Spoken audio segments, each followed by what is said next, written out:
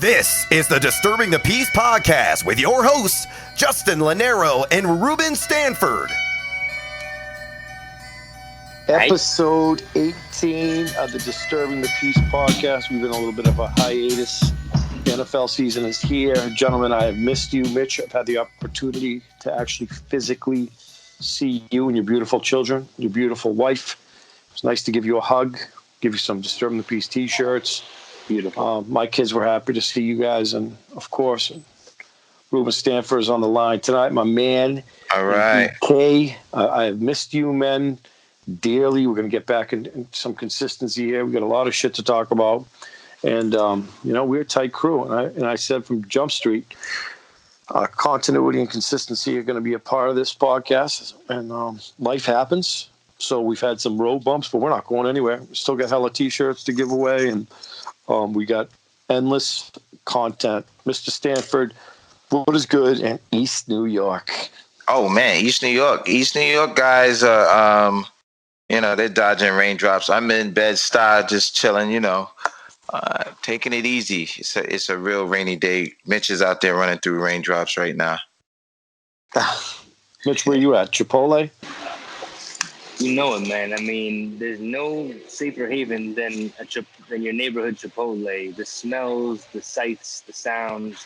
Here I am, posted up, ready to go. Yeah, man. You're on the grind, baby. All three of us are on the grind, doing what we do, trying to live, good, decent lives as men, hustling, grinding, being honorable. Mitch, what is breaking?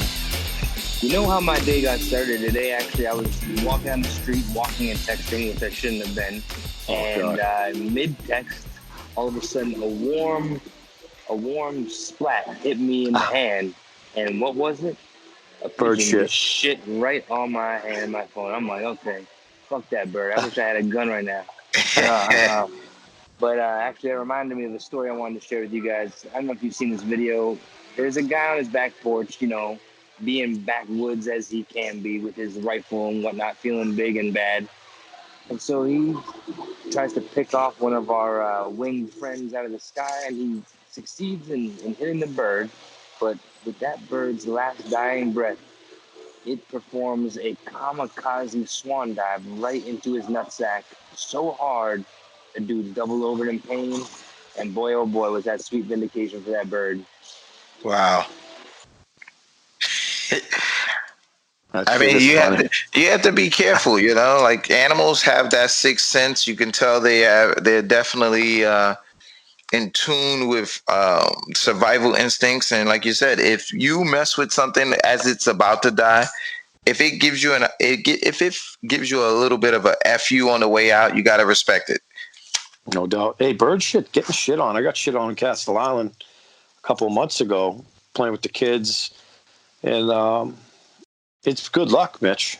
So it's supposed to be good luck. You get shit on by a bird, it's good luck. Yeah, who came up with that, though? The idea that someone said that, having bird shit fall on you was good luck. I can't be good. Fucked up. Clearly the guy that couldn't wash it off, or he was just a slick talker, came up with some quick fast shit to say. But yeah, that was a crazy picture because it definitely looked like the Alfred Hitchcock version of what my nightmares were made of when you see the movie Birds. And it's like I can just imagine a bird or those damn seagulls coming at your balls and pigeons and stuff. I'm not a big fan of the winged, the winged rats. Like they're just winged rats, basically. Yeah.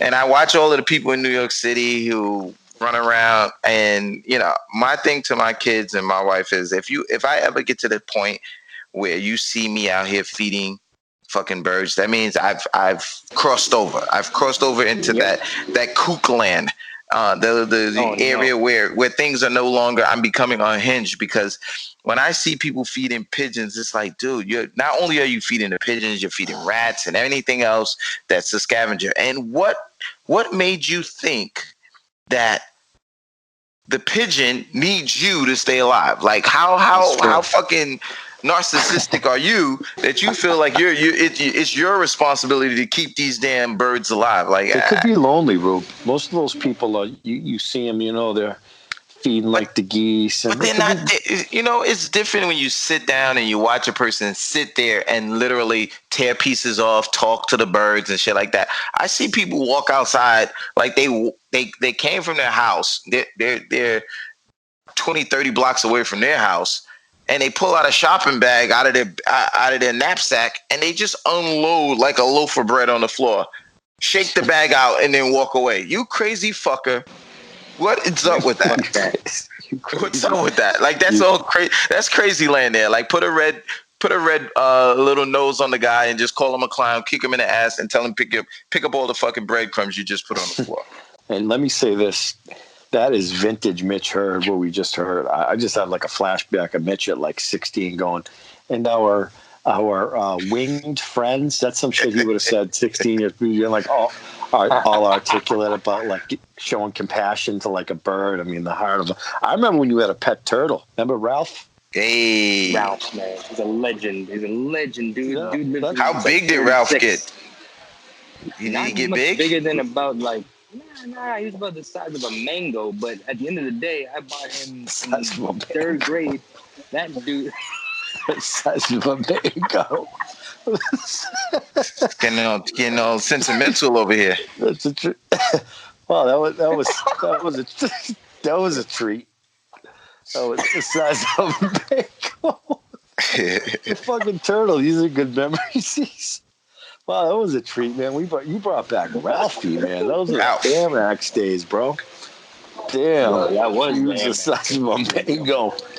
Oh man. Fucking mango. Oh, anyways, listen, we got shit to talk about, man.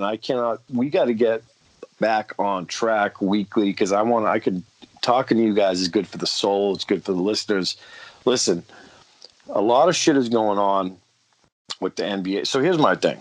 All right. I mean, you guys know I love football. Football is one of my saving graces. It's become, something I've been able to make money doing. But outside of football, like in football season, like I don't give a fuck about the news a ton because I'm at the point in my life where I don't know what to believe. And I don't believe a lot of it. We know the media perpetuates things, blah, blah, blah, blah. I mean, it's bullshit. It's very similar to politics. I mean, you guys have stances.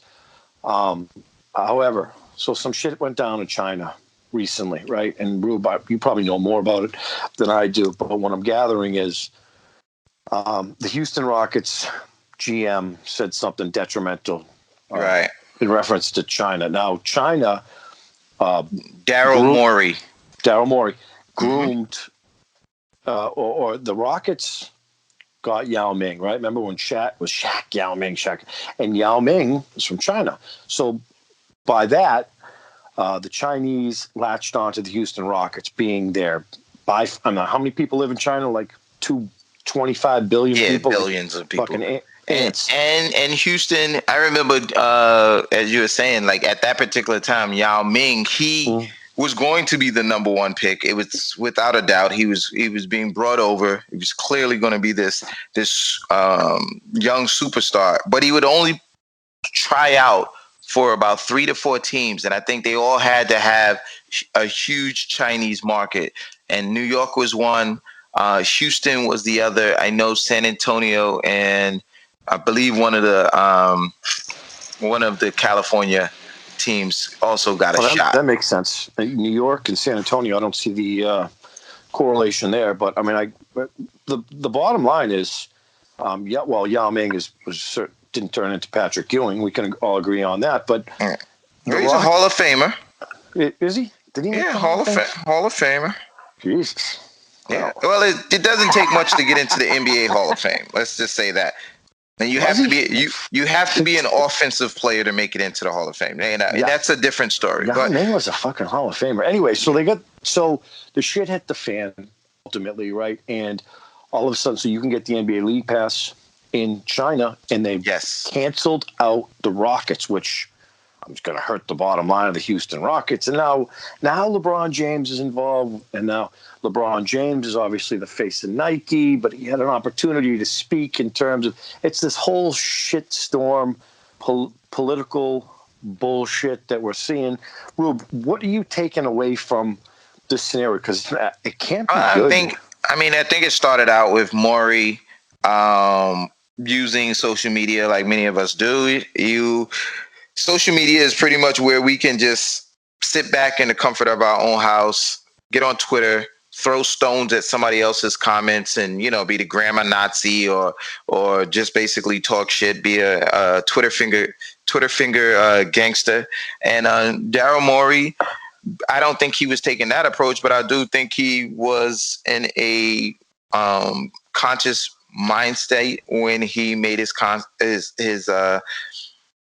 he put his point of view out there, which is that freedom. At some point, he was standing with those who were protesting in China and offering his solidarity to say, you know what, everybody should be fighting for democracy and freedom. And that shit did not fly with the people of China and the government of China and all of the ambassadors, as well as the sneaker companies. China yanked the NBA off of the broadcast. It immediately painted over. I mean, those motherfuckers were petty. They painted over the Houston Rockets locker room while they were there. Like they were on their shit. Like, listen, don't play with us. We're not here for the shit. You think you guys got it bad in the United States? Don't play with us. We don't play those paint games. Your wall. Right. We'll have 100 fucking people ask doing Mark Zuckerberg. We don't play that. If you try to have freedom of speech over here, and that's what they found out. And what as you know, I thought one of the most interesting things about this was that the NBA had been billing itself, standing next to the NFL, which we can say is draconian and has the air of old white bigot. The smell of it, it's all over the NFL. So the NBA had been standing next to NFL like the big brother or the younger brother saying, we're cool though. We're woke. We're conscious. We're out here. We're socially progressive, and we're moving forward. And when that money got touched, when that NBA dollar became threatened, you could see how quickly our woke NBA officials and players quickly turned to capitalism and said that maybe we shouldn't fuck up the money.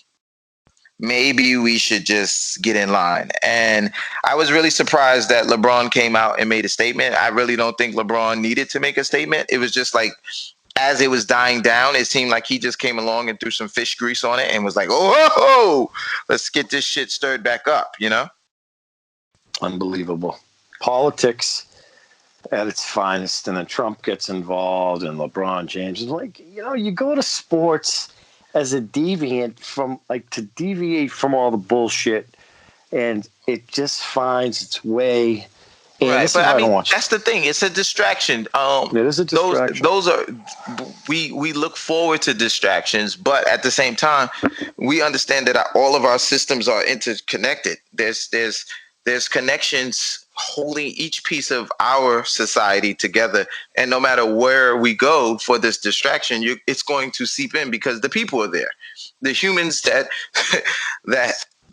stir up shit in other areas are stirring up shit and causing conflict and causing all types of personal issues and social issues in the other arenas. So, for LeBron to actually, I don't expect LeBron James to be an expert on Chinese politics. No. And I felt like that's where he should have used one of the few times where I thought he should have just simply said no comment, because what he did to me was he pointed the finger at Maury, and he also undermined, to me, what was his position when he came out and he talked about standing with Kaepernick, supporting freedom of speech, fighting oppressive governments. I feel like you kind of stepped on your own dick when you you stepped on your own dick.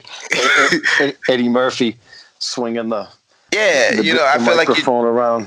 Yeah, he just criticizing government is what people do and should have the right to do. So now for you to point fingers and say that Maury was misinformed, maybe everybody was misinformed, and perhaps we should take a cautionary tale and look at Twitter and look at Instagram and shouldn't be so quick to spot off our views.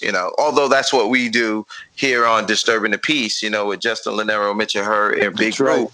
That's just what we do. Baby.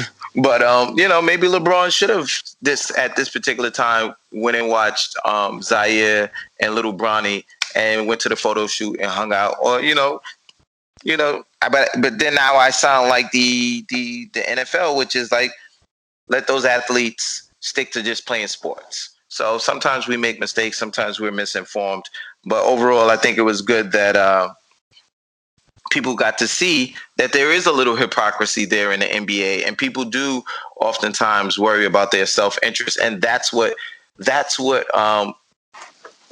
to me, that's the root of capitalism, and that's how this system continues to support itself.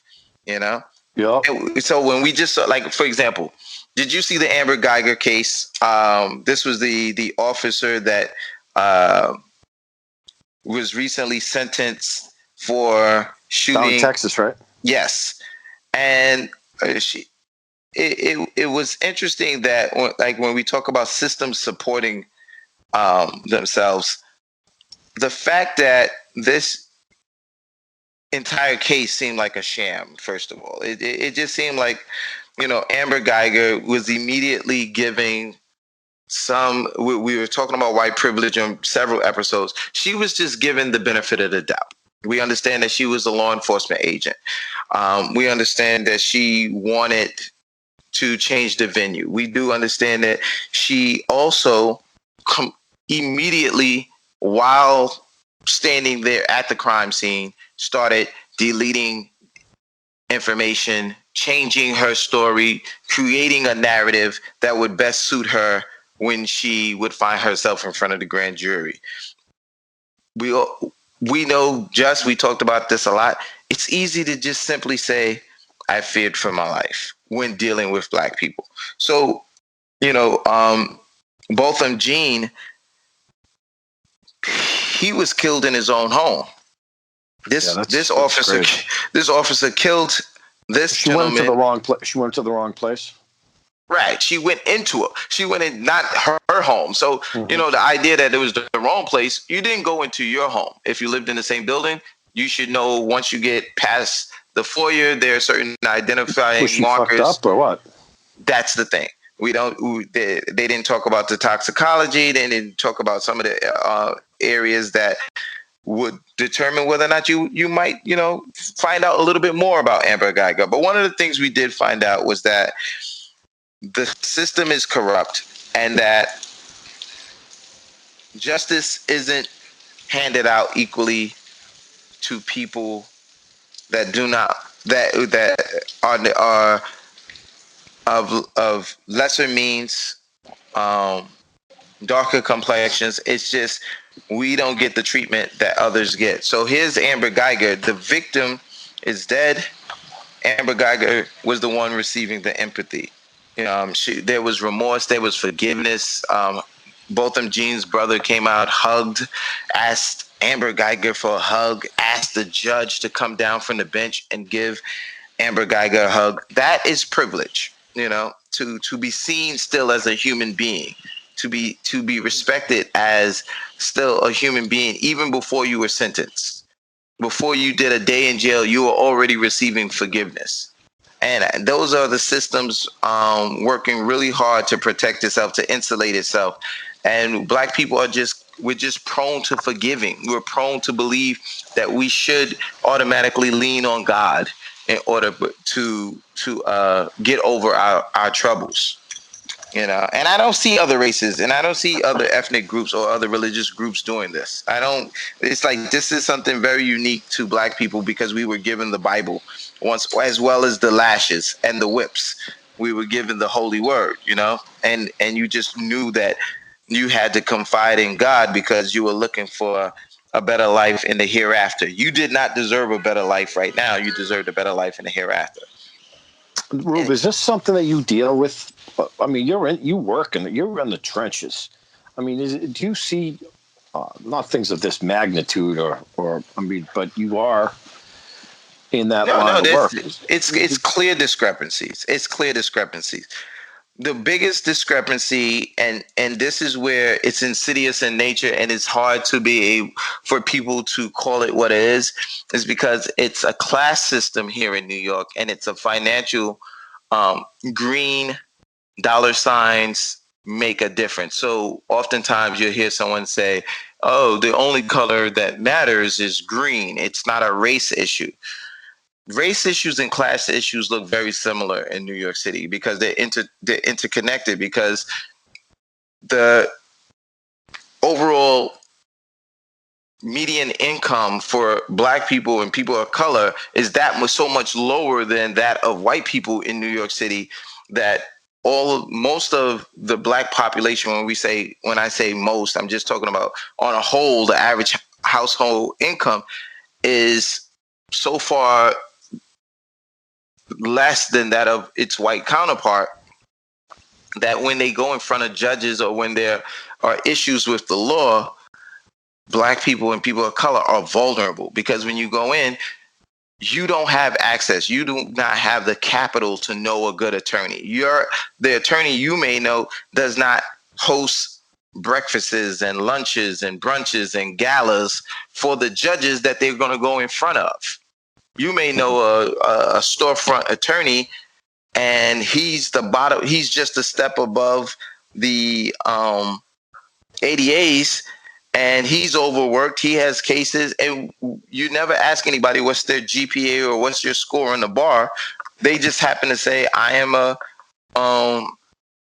attorney, I'm a counselor. And you say, I'm a public defender. I'm a public defender. This is how much I can afford. This is what my fee is and my retainer. And if it falls within your price range, doesn't mean you got a good attorney. It just means you showed up to court with an attorney, which oftentimes is better than going to court without one. You know, It's all good. Man. So you're good. fucked. Yeah, yes. So you're fucked if you do not have an attorney that is one that is connected. If you don't, right? If you don't spend the right amount of money on the attorney, if you don't find out what the attorney's history is, all attorneys are not created equal, and you can go in a courthouse.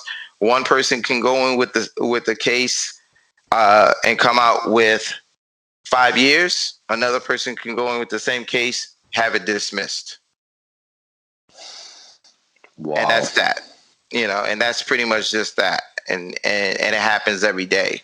So, you have cases where Felicity Huffman, we talked about that before. She's serving 14 days on a conviction for bribing the universities and being a part of a college scandal where they were bribing at their way into admissions, defrauding and the universities. She received 14 days. There was a black young lady that received 5 years, I believe, because she changed the address on her children's application. So she lived in one district and put her grandmother or her friend's address down so that their kid could go to a better school. How much time did she get? I believe like 5 years. It's something ridiculous, 5 years. Yeah. People. I mean, who came up listen. With that a juror just received, I believe, 10 days in jail because he fell asleep while the judge was on the bench talking to the jurors. Now, a judge being pissed off is one thing, but then there's ethics, and then there's ways to handle, you feeling slighted or disrespected in your courtroom. But giving out 10 days because your ego was bruised, because you're not taking into account whether or not this person worked a double shift or whatever the case, that individual fell asleep. They're not working if they're on the panel, though, right? Well, you could work at night. If you are a night worker and you don't want to lose pay, people can work. No shit. And they come to work. Where would they do 10 days? If somebody got sentenced to 10 days in Manhattan, where would they go most likely? I mean, you go to the Tombs. I mean, it's just like a county. Okay, so So we wouldn't go to Rikers Island. no, they just hold them. It's like being held in contempt. You know, a lot of people get held in contempt in New York City. Oftentimes, the attorneys, those who have been ordered to come to check with that child support arrears that they're behind a portion of it in order to show good faith of making payments on child support payments that they're in arrears, and then they don't show up with that check. They go straight to the tombs, and they have to do about sometimes they do a couple of days, 5 days. I could never until understand they that. get their money. Like, I mean, I am a product of the system, and I do pay child support through the Commonwealth of Massachusetts. But if you do, and you hear about these horror stories, you talk about child support. If a judge sentences you, or if you do a few days, or they can hold your license or whatever. And some of these people fall behind. Fortunately enough, I've never had issues of that nature, and I've been in the game quite a while. Mm-hmm. But what's the design of holding somebody? I mean, if you're holding me in jail, I can't go to work. I can't go to work. I can't generate income. What's the logic? And I'm sure you see it all the time. Well, the logic is pretty much that individual had no intentions on paying, whether they were out or in. Now, clearly the children and the urging of the courts and sitting down and creating parameters and setting up orders and dates and follow throughs and follow ups on how about to best serve this couple working with their kids and paying the child support isn't working. When people end up in quickly, I mean, the numbers move pretty quickly. And, depending on what your monthly payment is, people get up to 15, 20,000 really quickly. Next thing you know, their 20,000 turns into 40, 50. You're at 100,000 because you really haven't paid what you're supposed to pay after 4 years. You then go in and get an adjustment. Some guys don't go in and say, hey, what I was making at the beginning of this divorce, and when I signed the paperwork saying that I was willing to pay this order, what I was ordered, I no longer make that. They don't go in, and they don't always go about taking the steps to say, you know what, I'm looking for an adjustment. They don't do that. So what you do is, like, people that oftentimes neglect their bills. You hear people say all the time, I don't want to answer the call of the bill collectors, or they have bills stacked up at the doorway or inside the mailbox. Out of sight, out of mind. The children don't live with these men most of the time, or women, so they don't see them, and they dole out the money as they see fit. So the court just simply says, look, these are your kids. You are responsible. Here's the amount. Let's start working on getting this number down. And in good faith, what I need you to do is you have to go find, if it's $10,000, go and reach out to someone. Instead of this lady being owed the money, I want you to go owe someone else the money. Go borrow the money. Go do what you have to do in order to. Is that what a judge will say? A judge will say. So I've seen judges stop and say, "I'm not quite sure where you're going to get the money from, sir, but I know you have been given until the end of the week to come up. Your next court date is within 5 days, and they expect you to come up with whatever the agreed upon amount is." Which on $100,000 oftentimes is probably 10%. Like you got to start chipping this. What happens if you don't get the 10%? Time to put the cuffs on you, and then you go to jail. And I can only say this: I've seen either people come out with the money immediately and you go, oh, I thought you said you didn't have it. And they do a day. They don't even do a full day. By the end of the day, they have it. Or I've seen them say, all right, I'll work out with my attorney. What I will do is perhaps do an automatic garnishing in order to get out. Or I will submit to some form of Collateral.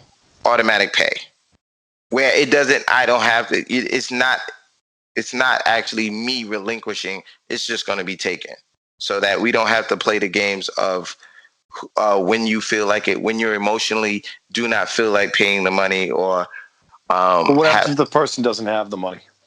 well, I mean, they do make some type of arrangements with them. They do get out. They may have some type of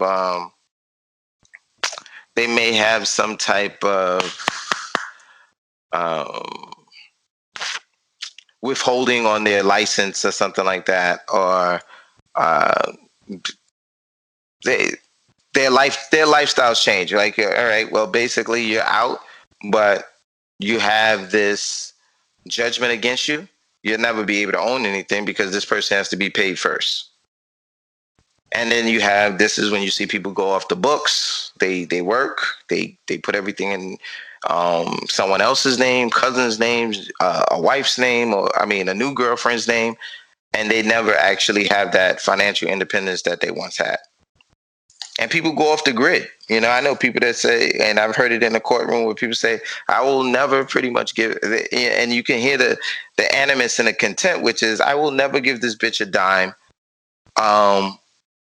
She will not receive a fucking dime. I don't give a damn if I don't work again. And I'm always, I guess the way I look at it is, you're going to spend the money. One way or the other. One way or the other. Oftentimes these guys do, after dealing with these cases, they come to court with attorneys. That's to me, those are the areas that I always find it a little strange. Paid for attorneys or paid for like exactly. You owe this. You owe. So you owe $10,000, but you just gave the lawyer $7. Right. You were willing to go and fight this so that you wouldn't have to pay. So you paid an attorney $7, and then when the attorney, only thing the attorney can advise you is, it appears that, sir, that there is no at this particular time, you are not going to get an adjustment. The judge is the order that you signed, stating that you had to pay this amount every month, seems to be in order and ironclad. So the best thing that you can do, Mr. XYZ, is to pay up, or they will suspend your license, and you will have to do a certain amount of days in county or whatever. So you just paid this guy $7,000 for him to tell you everything that you already knew. Which is, and you owe 10, so now you're down 17. Exactly. So the bill isn't going anywhere. That's the point. Like, it's not going anywhere. You know why it's not going anywhere? Because the kids aren't going anywhere. The kids are still eating. They're still growing up. They're still moving around. They're still here. What made you? What I don't understand is guys that would rather be paying child support for a 35-year-old man in your 60s. You're a 60-year-old guy. You still have to pay so the kid turns 35? No, you have to pay until if you're $100,000 and you want to get from underneath this $100,000 or more, you got to pay it out. It doesn't matter if the kid is 2 or 40. You gotta get that's it. It's not going anywhere. So why would you? What are you doing? You got 80-year-old men paying child support. Yeah, you got guys like I got buddies of mine, co-workers of mine. Like, yeah, I just got my son just came off the books. How old is your son? 32, 28. You just finished paying the ex-wife or the girlfriend or the mother child support so what are you doing? You creating an annuity? What do you want to do? You're creating a retirement package? You know that money that if you didn't give it to them when they were young, at least you could say, well, the money hopefully was going to the shelter of the kid, the utilities of the kid. I hear people say, well, I come from, I guess I come from a standpoint of my mom uh received some type of payment from my father. It was a small amount, nominal, but we're talking about in the 80s. But I guess I come from the lens that I see this through is definitely on erring on the side of the mothers, and I'll tell you why. Or the custodial parent, you should right, say, the right? custodial parent or the whoever takes care of the child full time and has the child in the home and doing in the trenches. And the reason why I say this is there's so many incidentals that come up that a person that's sending money regularly, they don't even you don't even oftentimes see that additional occurred expense. Sometimes the women or the men who are receiving this spousal support or child support payments, sometimes they will call and ask for everything to be split. But in some of the cases I see, like, guys literally want to make sure that when they hand the money over at that particular time, that it's going directly to their kid. And it's like, I think you're missing the big picture. Here's where the money's going. If they still got a place to stay at the end of the month, we're going to assume that some of the money went to rent, hopefully. If they were eating, there's 30 days in that month, and they were able to eat, we're going to assume that some of the money went to the food. Mm-hmm. If they have a job or don't have a job, maybe they have a boyfriend on the side, someone's assisting them. Maybe they got parents that are assisting them. Maybe they have their own job. When you see that person going out and they said, oh, I bought, I got a new hairdo. And, you date black women, just one of the things that we talk about here is white privilege that we don't even consider white privilege. Black women spend an exorbitant amount of money on their hair. So I'm going to talk from the point of view of my mom, and if I had sisters and my aunts and the women that were in my life, they spend more money on their hair than their counterparts. Basically, going through the process, the hair products cost more. The process to get the. What about your queen? What about your queen? Well, I mean, if we're just getting back to the stage where this natural hair movement has taken full swing. To get braids, to get those micro braids and synthetic braids and the braids done by the African women, that can run you $250. You have to buy the hair, and then you have to have the hair twisted into with your hair to create the style that you desire. And that is a cheaper way of being able to take care, black women take care of their hair. And that's super expensive. It's compared to their counterpart, which is the wash and go, maybe get a press and a cut, if they're getting their hair pressed at all or adding some extensions in. But black women, just the hair product alone, the wrapping up, the process of using the silk scarf at night, having a silk cover on your pillow, whatever, all the different products that you need in order to maintain this. So to me, guys look and they go, well, that's where some of my money is going. It's not going to my kid. It's going to, you got your nails done, you got your hair done, and things of that nature. And I think when you realize that being divorced, the idea of getting divorced is not a middle class or poor man endeavor. To me, men of middle class status or what I would consider lower income status should never get divorced. You can't afford it. Cheaper to keeper. You can't afford, absolutely. You cannot afford to split your income into two different households. Yeah, you're right. So therefore, either that or you live a life of misery, though. Exactly. Right. Because you have to, or you don't live a life of misery and you live like you wanted to, because you're like, I'll be damned if I get broken down all the way down to my brake pads. I'm going to maintain my life. And the people that suffer are the kids, because you don't send the money that way. Right. So that's why I think that a lot of guys should think about it. And, from the jump, one of the things that you should think about is, if you were there at home with your kid, what are all the things that you would be doing? What are all the things that you're paying for? what would you want to see? If you were in the home, you would want the lights on. You would want them to have this access to a cell phone or some type of communication all the time. You want them to eat. You want them to hopefully have the best education possible. You want them to have enjoy trips, experiences, zoos, museums, and all these different things that would make their life richer and easier. And then when you're talking about the last thing I would think you would want is a stressed out mom that then has to, because you kicked her in the ass, she in turn stresses out and mistreats your kid. Like Yeah, you're right. I don't know. I don't understand why how guys feel comfortable mistreating or saying that they have this I know it can be rough. I just feel like, you have to be mindful of the fact that what kind of conditions are you leaving your kid in?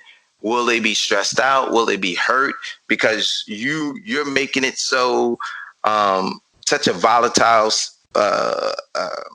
living arrangement because you and mom don't get along. And oftentimes, dude, the kid looks like the guy. So the woman, if these people aren't even getting along, this man and this woman aren't getting along, and the guy leaves a kid in the house that looks just like him. Like every time this woman sees the kid, or every time this guy sees the kid, and it looks like his mom, and all the feelings come up of negativity. How do you expect them to push through and still do the job as the parent and love and cater to and nurture when you won't even do it? You've left. So, I always feel like, look, when my guys are talking about, having struggles with their wives or women that they love, and especially if they have children involved, I tell them to listen. If you're man enough to become a roommate, become a roommate. Create parameters and create an environment where the kids will still be able to see you. You can have a room downstairs, upstairs, a small room. Find a way to be able to say, all right, I will pay rent for one house, or mortgage for one place, and we just have to become roommates. If it's possible, if you're able to do it. And if not, you might want to rethink this idea of leaving, because then here's the next worst thing. You have kids with the person that you loved, you're no longer with them, or you didn't love them to begin with. We really didn't. We just end up having children with the most beautiful thing in the world. I love my kids. You're not with your kids. You go out, you meet another woman. She's young. She wants kids. Now you're already struggling. You don't have enough money to basically take care of the ones that you have, and the experience is already one that's being convoluted with a bunch of animosity and anger sometimes. So you need to work on that. How can you feel comfortable bringing? Well, and I even say this to the woman that gets with the guy that has this situation. You see, this man has 2 kids, or he has 1 kid, or 4 kids. Those are your kids if you want to be with him. Those are your kids. Not go make a new set of 4. That's your kids, because that's his kids. Those are your fucking kids. Love them. Help him get that situation together. I have missed you. I have missed you. You know what I'm saying, bro? Like, yeah, I mean, you shoot from the hip, man. You don't play. Don't go start a new set. Don't go call. Go play house, and then this guy has a new family. Those kids. I cannot have a new set, Rube. In fact, those kids. We're gonna get that urologist on the show. I got his number. Hey, that's right. But see, I will say this, and I will say this in the most respectful way I could possibly say. That was grown man shit you did. That was big boy grown man shit. And that's where a lot of guys are still little boys. When you've started a family, you have 2 beautiful kids, you love them, The woman, you don't have. You're not leaving this decision, the greatest decision, up to the woman who comes into your life after your kids. You've already taken care of that decision. You've already made the decision. Now she either roll with you or she doesn't. And that's grown man shit, you know? You got to do it. I hurt like hell. I almost fainted, but you know. Hey, but you understand what I'm saying? Just like listen, I respect that so much because you know what that means? That means your kids get all of you all the time, and they never have to wonder, hey, dad went and did something else. Maybe dad loves that set more. Maybe he, you know what? Because whoever lives with the dad gets the most of that. I don't know how people don't see it. When the kid has the sniffles that night, not when you get the sniffles and you got to go pick them up later. When you get the sniffles that night and you're in the house and you're like, oh my God, babe, let me get you some chicken noodle soup. And dad, just lay in the bed with me until I fall asleep. Oh my God, the fucking memories that child will have. And then the other ones will say, well, he didn't do that with me. And when we tell stories, you'll be like, there's a slightedness there. But if you say, well, my dad was responsible, he didn't start over. Mm-hmm. Our lives is the way it is, and it was joint, and he did certain things, and he was there for us. And they don't have another story to compare it to. There won't be any other kids to come along and say we had it better than you. And that's grown man instead of it being the tribe of Judah, where fucking guy is just planting his seed from one house to the next house to the next. And each woman thinking, I'm going to be the one who, the reason why it didn't work with you is because you don't know how to treat a man. And then next thing you know, that their baby mama number 4. It's the man. He didn't want to fucking stay with any of you, and he didn't want to raise any kids. He just wanted to have sex, and he probably didn't give a fuck about any of them. And that's the sad part, because there's so many people out there that can't have children that would want to have children. Right. And they all they dream about do everything they can to do it. Yeah. Right. Go through all the process because that's what they wanted to do, which is to be able to be a nurturing parent. I got a puppy too, by the way, Just. So yo, man, it's like this is the stuff that I think like we as men, I love talking to you about, you know, what it means to be, you know, there's masculinity, there's manhood. Those are areas that, you know, are important to me because, you know, I grew up, I always felt like I didn't always have the best examples. So you're winging it. I created this blueprint that I'm trying to follow. Like I'm trying to just stay on the path of like, yo, this is what I would want my kids to emulate. You are a real one, right? And I knew you were. Listen, man. We you and my dude. We're bros. We're in there trying to just, you know, and it's good. It's cathartic. Like I like talking to you. When we talk like this, it gives us an opportunity to be able to say, you know, let's reinforce these values. You know, let's not move around on our Kanye West shit, which is let's have Sunday service. Let's use people. Like I don't understand how. You know, this is another, you know, just going off on a tangent, but just circling back, how are people, you control the narrative on how you want somebody to treat you. How did Howard University allow Kanye West to come onto campus during Yard Fest, during homecoming, and use them? You know, this is an individual that supports Donald Trump. He has a MAGA hat. He feels like he's got a pipeline directly to one of the most vile, racist human beings and men in power that the United States has ever seen.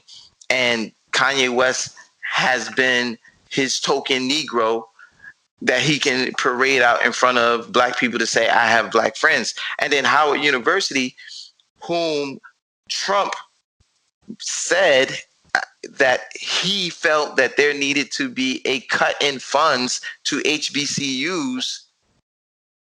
How do you bring his boy onto the campus? If this was a white man, if this was David Duke, would they have brought David Duke onto Howard's Yard? No, this is black people. Black people are getting caught up in too much of this idolatry. We love idols. We love superstars. We have too many.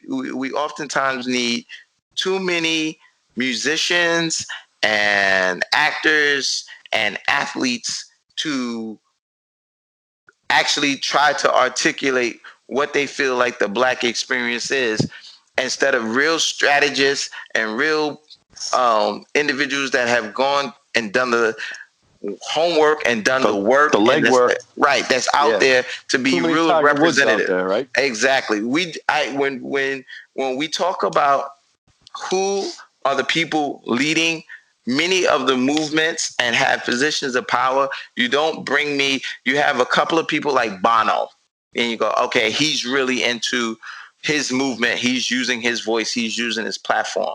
But when we're talking about people that are policymakers, we're talking about people that are creating laws and people that are fighting injustices. They are not actors and athletes. Those should not be the first and foremost people that represent people of color, and they should not especially be preachers. And this is what Kanye West is doing. He's using hypocritical. He's using the oldest oppressive means to gather people together, which is the Bible. He's using Sunday service. He's using a gospel, which is just innate. We've been using music. Gospel music was one of the first forms of American music. Like gospel music was made here in America. It was found nowhere else. Black people made that here. The blues people. If you ever read Amiri Baraka, his book Blues People, he talks about the foundation of American music that we know as today. It comes from those Negro spiritual. It comes from hymns. It comes from gospel music. And Kanye West, the only thing Kanye West is doing is tapping into something that has been woven into our culture since we got here and using it to continue to bring people together, Trojan horse it, walk in undetected as we should stop using this word conservative. You're a radical when you think that, once again, slavery was an option. Here's a black man that's being propped up, straw man status, to say what white people won't be able to say to you. You know, we say it, we say it in a form, we let a black person say it.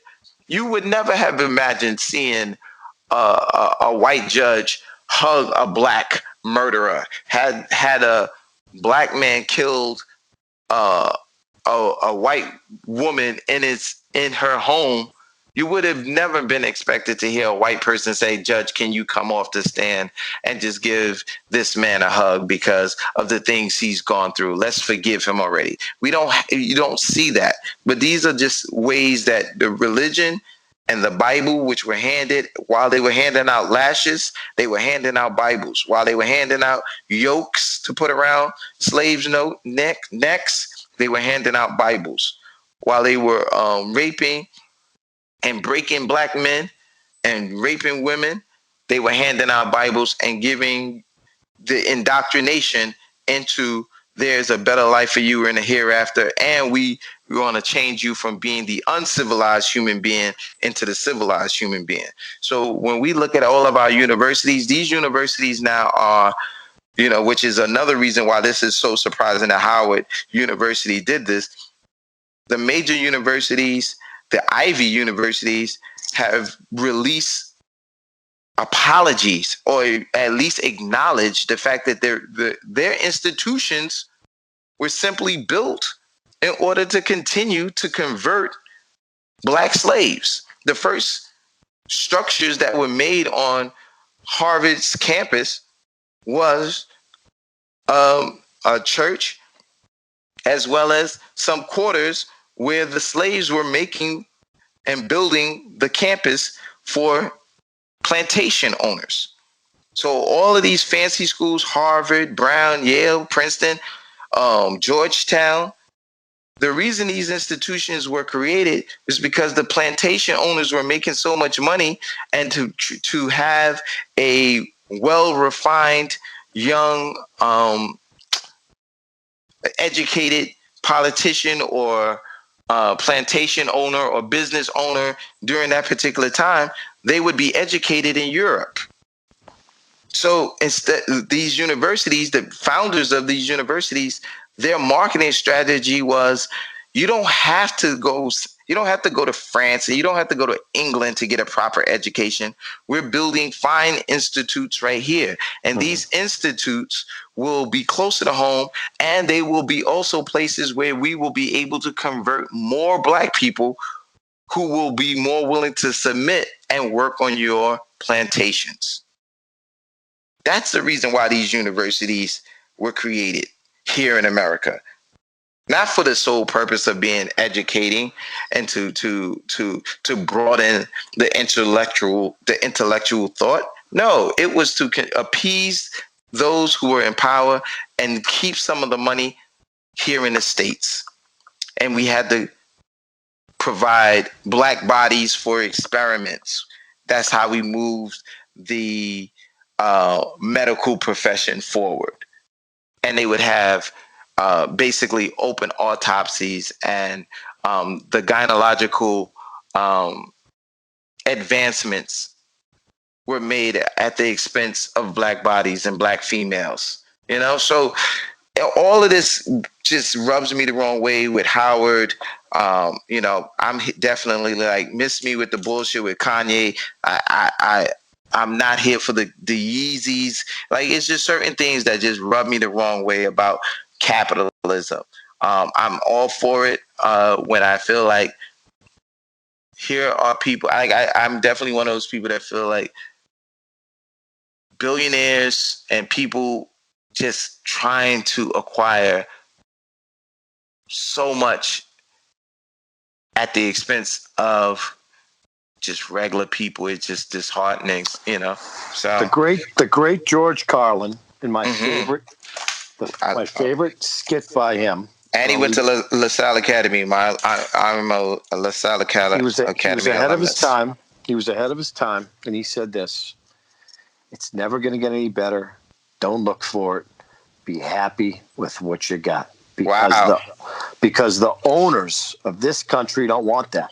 Talking about the real owners, the big, wealthy business interests that control things, make all the important decisions. Forget the politicians. The politicians are put there to give you the impression you've got freedom of choice. You don't. You have no choice. You have owners. They own you. They own everything. They own all the important land. They own and control the corporations.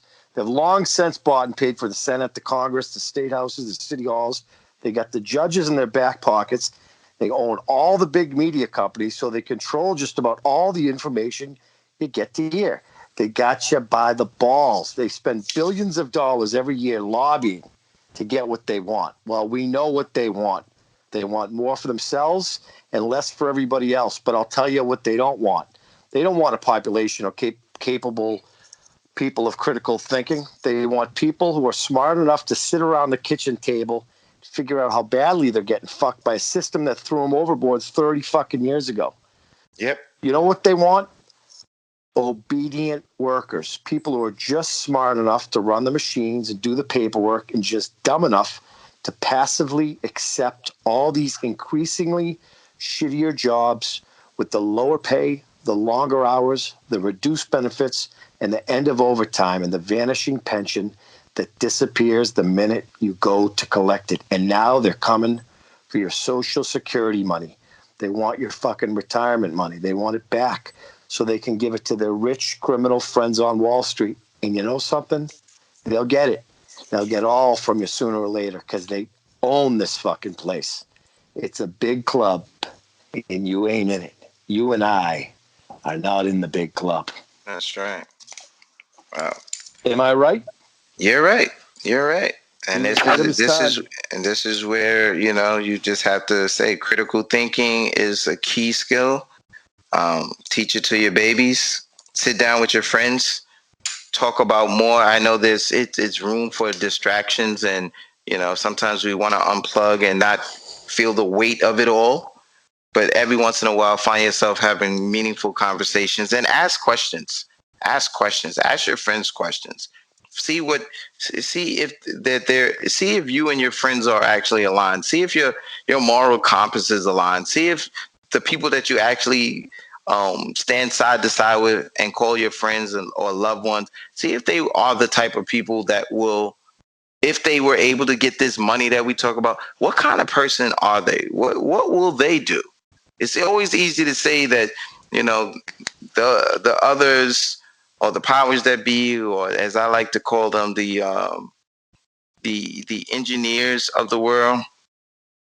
It's always easy to say what they are doing to us. But what would you do? And what are you doing with the resources and the knowledge that you have? And how are you making the world a better place? Well, the good thing about your boy Trump, Rube, I don't want to interject, but the good thing about Trumpy?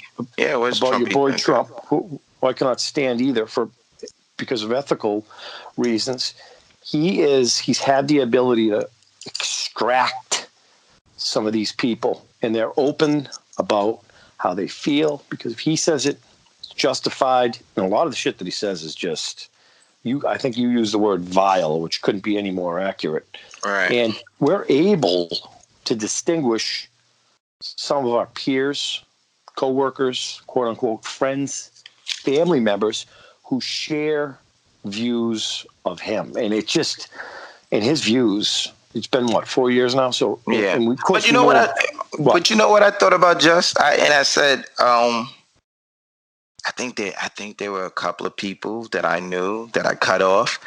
I think they wanted to believe, in their hearts, they really wanted to believe that the shit Trump was saying when he was just a candidate wasn't going to be what he lived up to being. Right. Like the piece of shit that he is. I think they actually thought that he would be absorbed by a culture that was bigger than him. I think they thought he was going to play ball. I think they thought he was going to have some diplomacy, and that he was going to be around good people, and the good people would outweigh him, and that he wasn't going to be able to do all this shit. But then the thing is, once they saw that Trump wasn't changing and all the shit that he said and who he was just who he was, I think the people just stopped and said, oh shit, if I change my opinion now, this is an indictment on me. All right. Yeah, you're trapped. And the one thing that we all know is that our fucking egos are so big. We don't want it. We don't want to fucking admit when we're wrong. You don't want to backpedal. I don't want to backpedal. I don't want to seem like I voted for this asshole. He is actually an asshole. We don't want to be held accountable. Right, because if he's an asshole, then that makes me an asshole. Well, so you know what? All of you guys are the assholes that's just trying to bring down this good man. That's right. So we find ourselves protecting, and this is what we talk about on this show. We watch people that are you can be good and bad. You can have some good qualities and some bad qualities that can coexist. But what you should be is a stand-up person to be able to admit fault. Try to be decent. And accountability. How about decent?